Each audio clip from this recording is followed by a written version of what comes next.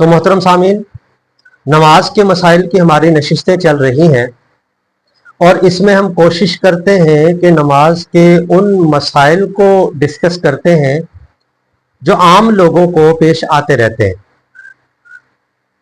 किसी को मुसलसल पेश आते हैं, किसी को कभी कभी पेश आते हैं, लेकिन पेश आते रहते हैं। अवामी मसाइल यानी हम डिस्कस करने की कोशिश करते हैं। आज का हमारा मसला है कि एक शख्स नमाज की नीयत बांधे नमाज पढ़ रहा है, उसकी 2 रकतें हुई हैं, 3 हुई हैं, 4 हुई हैं या 1 रकत हुई है। उसको शक पड़ गया कि मेरी रकतें कितनी हुई हैं, भूल गया। वो जमात के साथ तो ऐसा होता नहीं है। अगर इमाम साहब भूल गए तो साहब ज़ाहिर मुक्तदी हैं पीछे, मुक्तदी इमाम साहब को लुकमा दे देंगे।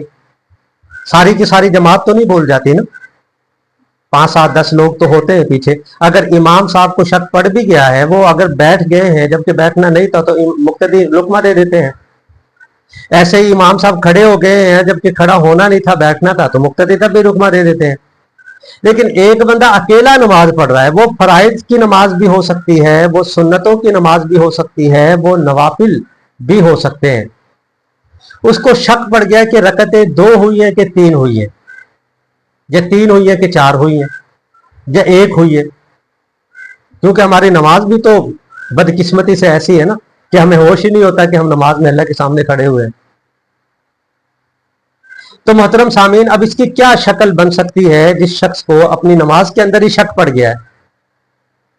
अब इस मसले का हल क्या निकलेगा? तो मोहतरम सामीन, फुक़हाए किराम ने इस मसले का हल ये निकाला है कि अगर उस नमाज पढ़ने वाले को, मुफरद कहते हैं जो अकेला नमाज पढ़ रहा हो, अगर उस नमाजी को पहली मर्तबा जिंदगी में ये शक हुआ है, इससे पहले कभी उसको शक नहीं हुआ, आज पहली मर्तबा हुआ है, तो इसके लिए बेहतर यह है कि ये नमाज को तोड़ दे और नए सिरे से नमाज पढ़े। इसको पहली मर्तबा शक हुआ है, ये नमाज को तोड़ दे और फिर दोबारा फिर नियत बांधे, नए सिरे से नमाज पढ़े।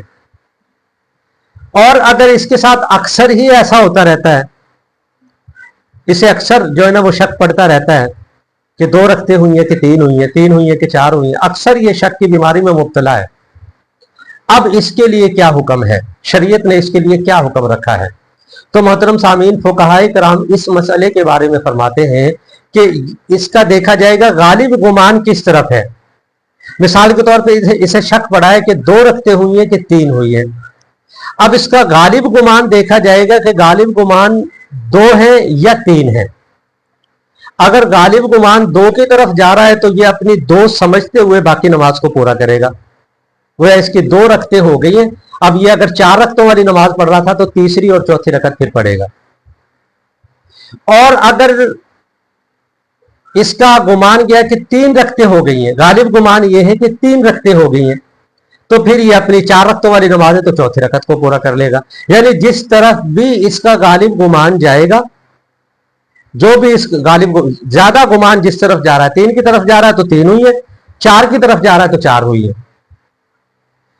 तो मोहतरम सामीन, यहाँ पे 2 बातें समझ आ गई हमें कि अगर पहली मर्तबा हुआ है तो फिर ये नमाज को तोड़कर नए सिरे से नमाज पढ़ेगा। ये शक इसे पहली मर्तबा पड़ा है कि 2 रकतें हुई हैं, 3 हुई हैं, तो ये नमाज को तोड़कर नए सिरे से नमाज पढ़ेगा।